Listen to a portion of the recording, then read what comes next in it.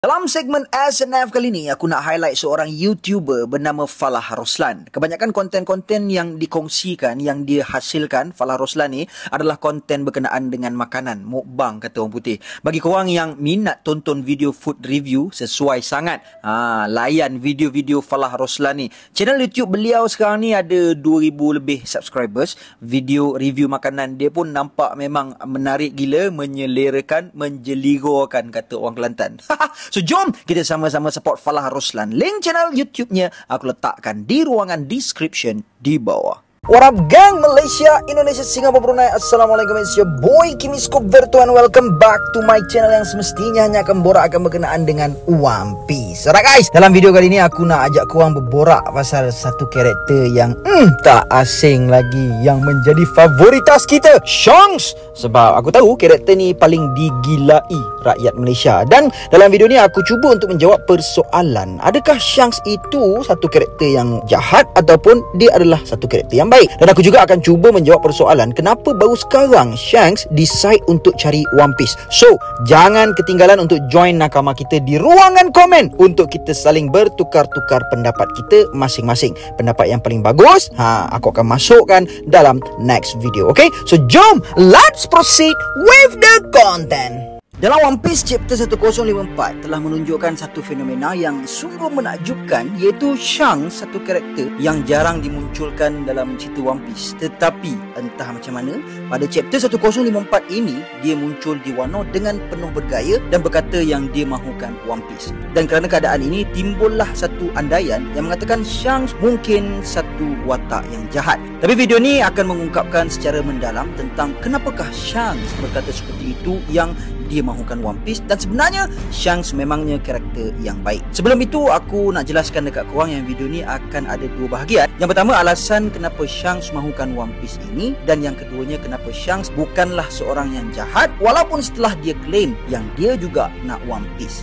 Alright. Okay, first, Shanks tahu yang Luffy juga mahukan One Piece kerana Luffy sudah berjanji kepada Shanks yang dia akan bergelar dan menjadi the King of Pirates, di mana syarat dan kunci yang paling penting untuk seseorang itu menjadi orang yang paling berkuasa, orang yang mempunyai segala-galanya, orang yang berlayar keseluruhannya, seseorang itu mestilah mendapatkan One Piece ini. Jadi sekarang situasinya sudah berbeza, yang mana bukan hanya Luffy, bahkan idola Luffy sendiri iaitu Shanks juga mengisytiharkan yang dia mahukan One Piece. Dan dari situasi ini nampaknya akan berlaku satu persaingan yang sangat dahsyat antara Shanks dan Luffy bagi mendapatkan harta karun yang paling bermisteri dalam dunia One Piece ini. But for me, apa yang dilakukan oleh Shanks saat ini bukanlah tujuan Shanks nak bersaing dengan Luffy untuk harta One Piece, tetapi yang sebenarnya Shanks nak menghalang atau nak elakkan One Piece itu jatuh ke tangan yang salah seperti Blackbeard. Dan kata yang lebih tepatnya di sini adalah Shanks bukannya nak One Piece itu sangat, tapi lebih kepada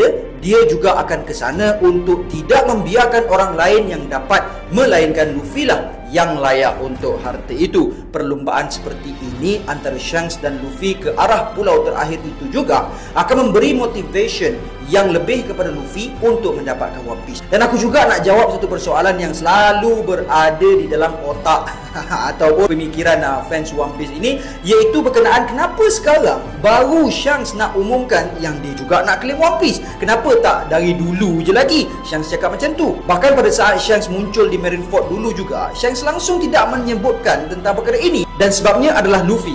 Which is, bila Shanks tahu sahaja yang Luffy sudah mengalahkan Kaido yang merupakan salah satu Yonko terkuat, dan Big Mom juga telah ditewaskan dalam masa yang sama, jadi Shanks tahu Luffy ini sudah bersedia dengan kekuatan Sun God Nika yang dimiliki. Bahkan kru yang Luffy ada juga boleh dikatakan seimbang, dan tak lama lagi ia juga akan mengatasi kru Shanks. Dan title yang paling jelas adalah title gelaran yang Luffy dapat, iaitu Yonko. Dari keadaan ini memang membuktikan Luffy sudah layak dan bersedia untuk One Piece, dan Shanks tersenyum dengan situasi tersebut. Tapi masih ada seorang lagi Yonko, iaitu si hitam yang suka mengambil kesempatan, which is Blackbeard lah, siapa lagi. Jadi inilah masa yang sesuai untuk Shanks bergerak kali ini untuk menghalang Blackbeard. Kerana kita tahu Blackbeard semakin lama dibiarkan, semakin licik dan semakin kuat Blackbeard tu. Jadi daripada One Piece itu jatuh ke tangan Blackbeard ini, lebih baik Shanks masuk campur sekali lagi berkenaan urusan harta yang paling bernilai